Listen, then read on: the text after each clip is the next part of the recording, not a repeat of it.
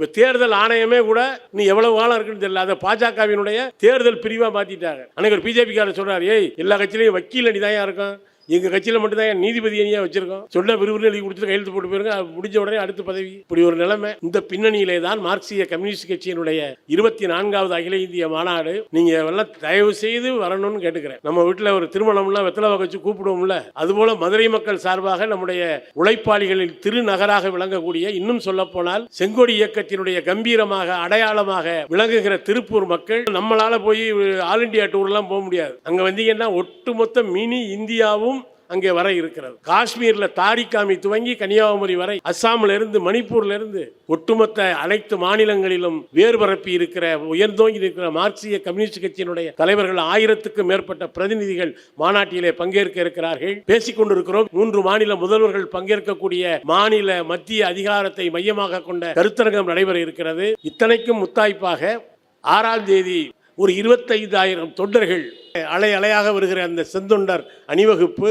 மதுரை ஒரு அழகான ஊர், இன்னைக்கும் உலகத்தின் பழமையான நகரம், இன்னும் உயிரோடு இருக்கிற நகரமும் கூட. தோழர் பி ராமமூர்த்தி சிறையில் இருந்தே வெல்ல வைத்த பெருமை மதுரைக்கு உண்டு. அதுபோல தோழர் மோகன் அவர்கள், தோழர் நன்மாறன் அவர்கள், இன்றைக்கு தோழர் வெங்கடேசன் என்று தொடர்ந்து மக்கள் பிரதிநிதிகளை மதுரை நாடாளுமன்றத்திற்கும் சட்டமன்றத்திற்கும் அனுப்பிய பெருமை கொண்டது.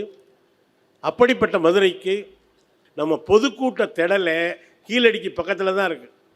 நீங்கள் மட்டும் கொஞ்சம் நேரத்தோடு வந்துட்டீங்கன்னா, கோயிலுக்கு போகிறீங்களா, மீனாட்சி கோயிலுக்கு போங்க, அழகர் கோயில் போங்க, திருப்பரங்குன்றத்துக்கு போங்க, அவங்க கண்ணில் பற்றாமல் பத்திரமா போயிட்டு வாங்க.